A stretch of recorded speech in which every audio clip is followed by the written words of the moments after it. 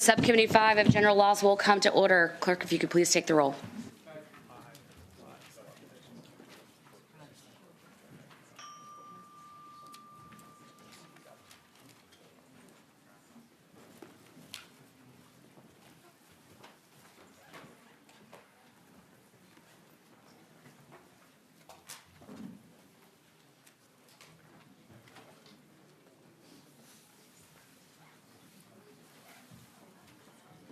All right.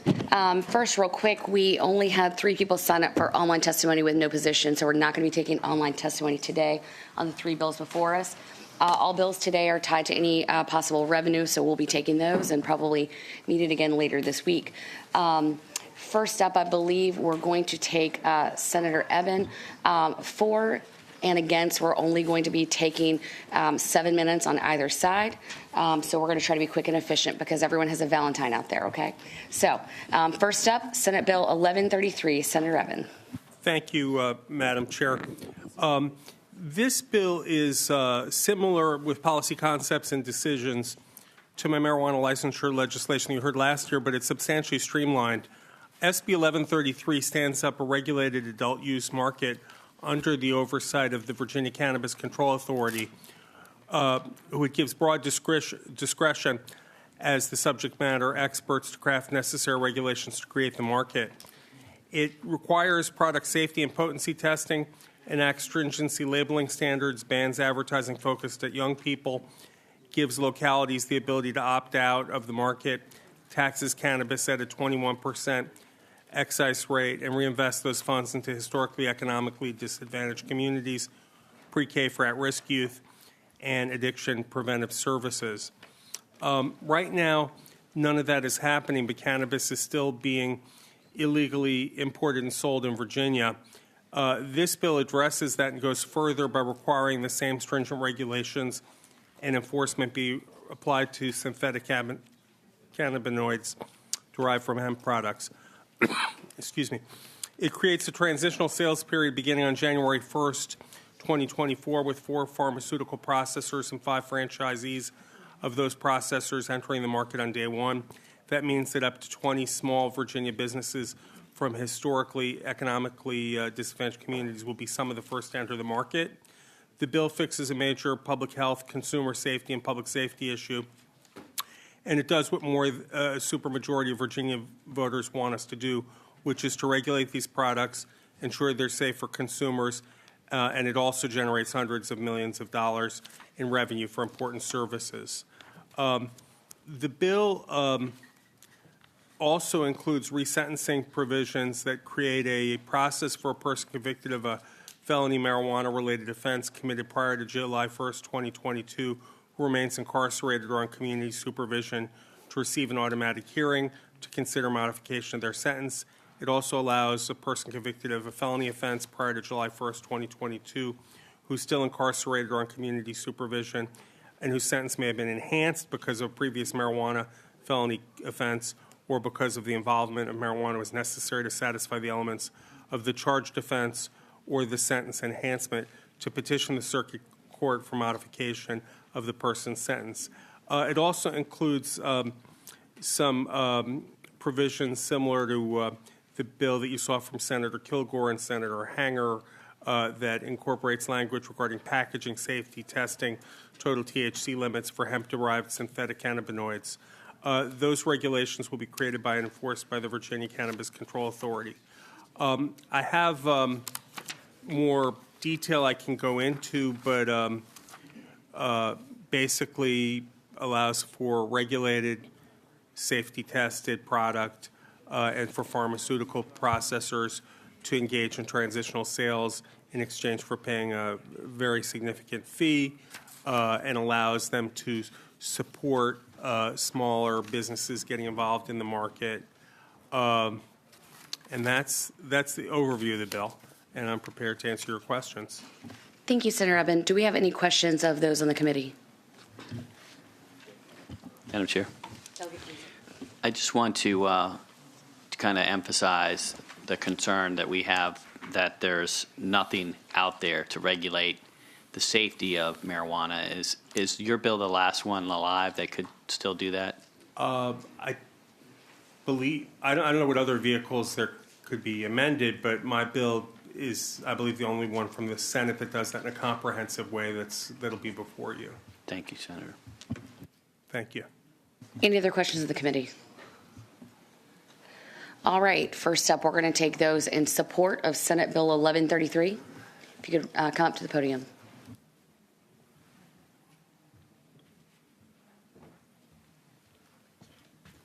Madam Chair, members of this distinguished body, Dylan Bishop from Eckert Siemens on behalf of the Cannabis Business Association of Virginia.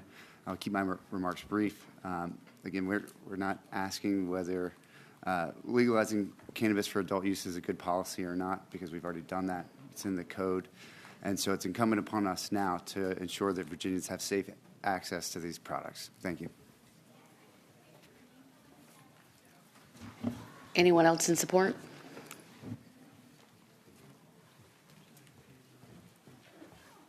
Madam Chair, members of the committee, Patrice Lewis with Gentry Law on behalf of the Virginia Cannabis Association, and we do support the bill.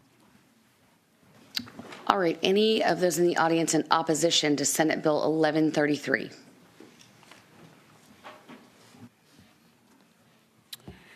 Madam Chair, members of the committee, Parker Slabaugh at the governor's office. The governor has not taken a position specifically on the retail piece of this legislation, but what he said over and over again is we are focused on cleaning up the illegal hemp and Delta 8 sales that are going on right now throughout the Commonwealth. This bill pairs the two together and says we will only go after the Delta 8 and illegal hemp products if we stand up a retail cannabis market. So for those reasons, we do oppose. Madam Chairwoman, members of the committee, Todd Gacky on behalf of the Family Foundation, and we are opposed to the legislation. Thank you. Tom Antorcio with the Virginia Catholic Conference. Madam Chair and members, we oppose this legislation for the reasons that we expressed in the last meeting on this subject. Thank you. All right. Senator Evans, would you like to have a final word on your bill? Yes, I think as Delegate Krisak emphasized, it is legal to possess small amounts of cannabis. It's legal to grow your own cannabis. Yet we are kind of dragging our feet on establishing a retail market that could provide hundreds of millions of dollars in tax revenue, could provide a tested product for adults, and could be kept out of the hands of children. And I would ask the committee to consider your action carefully. Thank you, Senator Evans. With that, do we have a motion from the committee? Madam Chair, substitute motion. We have a substitute motion, I move to pass the bill by indefinitely. and we have a second. A superior motion. Please prepare to vote. I'm sorry, to pass by. PBI. Just a voice.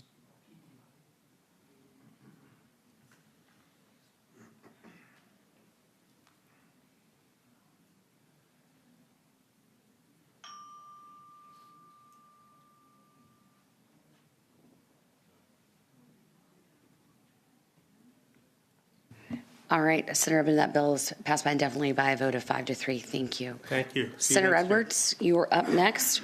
You have before us Senate Bill 1081. Madam Chair and members of the committee, Senate Bill 1081 is a pure cleanup bill. It has to do with the Office of the Children's Ombudsman. And unfortunately, when the bill was first drafted, they were using language from a Michigan statute. So that's got to be changed in certain cases. For example, the definition of child abuse and child neglect and so forth is aligned to our own code provisions regarding abused and neglected children. Another thing has to do with adoption parents, adoption attorneys. We don't have adoption attorneys exactly like they do in Michigan, so that didn't apply. And we have a clarification regarding FOIA exemptions because complaints and communications to the office are protected and confidential, which is a bedrock principle of the Ombudsman's office. So that's clarified. And also, there's no children's advocacy fund, and so the Children's Ombudsman used the general fund money. And there's some other minor ambiguities that are cleaned up. So it's a pure cleanup bill. That's all it is. Senator Edwards, or maybe the question for staff, is the latest substitute in IHOD, and if so, might you briefly explain what the substitute does? I'm not sure I have the substitute, but Madam Chair, I don't think that there is an additional substitute. It's just what was engrossed, that was introduced on the Senate side. Thank you. I got Eric Reynolds, who is the children's ombudsman, to explain what needs to be explained. Thank you, Senator Edwards. We're going to take any questions that might be from the committee. Any questions? Delegate Campbell. Thank you, Madam Chair. Senator Edwards, this just occurred to me because yesterday we sat in a committee meeting and there was a bill by Senator Vogel that changes the definition of abused and neglected child. Do you know if your bill will track those changes? They do? Okay. Looks like the answer is yes to that. Yeah, just cross-reference, Madam Chair, Delegate Campbell, just cross-references the definition in 63.2 of the code, Title 63.2. So if that changes, then it'll, of course, It'll change adopt that. for our purposes. That answers my question. Thank you, Mr. All right. Do we have anyone in the audience in support of Senate Bill 1081? All right. Do we have anyone in opposition to Senate Bill 1081? Well, it's pretty silent out there. Senator Edwards, would you like the last word on your bill? Yeah, I just hope the committee will go ahead and move it along. It's a pure cleanup bill, that's all it is. All right. With that, the committee operates on motions. All right. It's been moved and properly seconded to, let's proceed to vote on Senate Bill 1081 as substituted.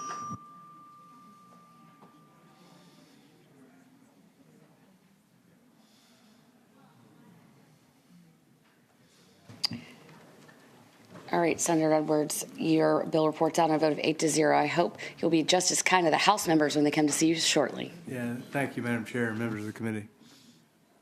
All right, next up, we have Senate Bill 1366.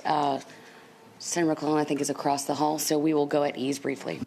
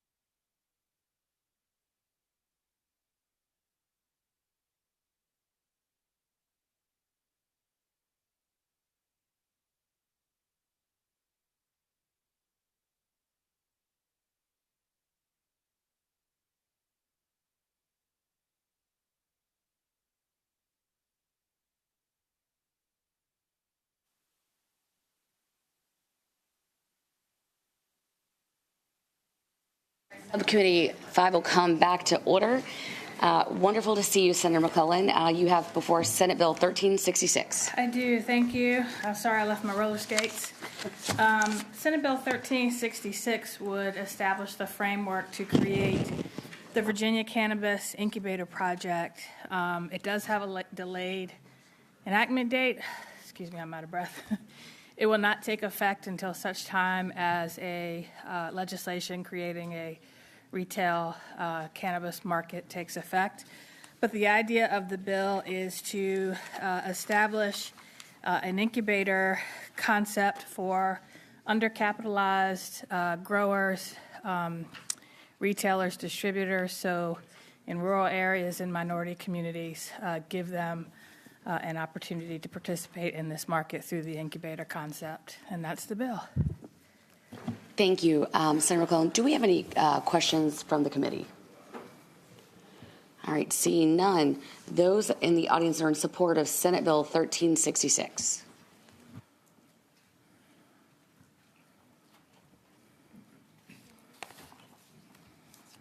Oh, sorry. Good afternoon. I'm Howard Estes, representing U.S. Agro Logistics. We are in support of the bill. All the proposals that we've had for retail markets have not included anything for the benefit of small farmers, small business folks, and an educational opportunity to learn about the market.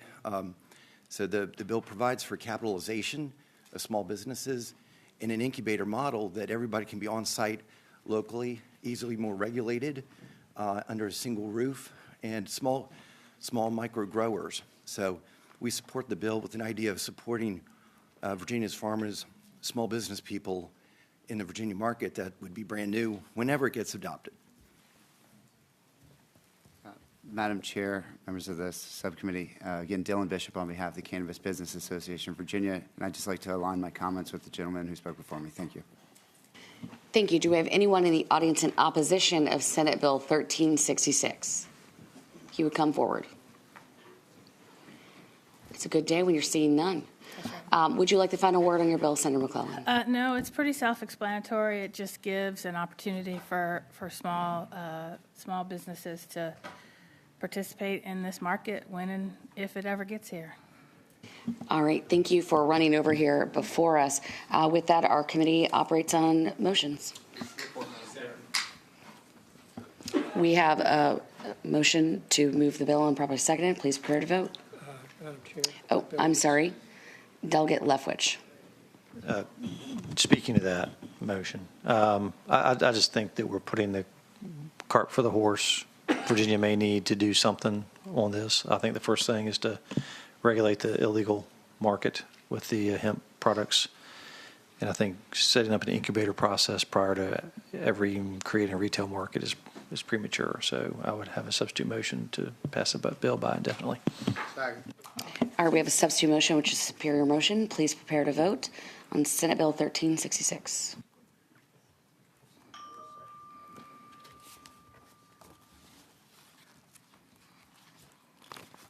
Thank you, Madam Chair. I appreciate you at least not killing it at 7 o'clock in the morning. Absolutely. Thank you. With that, Subcommittee 5 shall rise, and general laws, I believe, will start immediately after.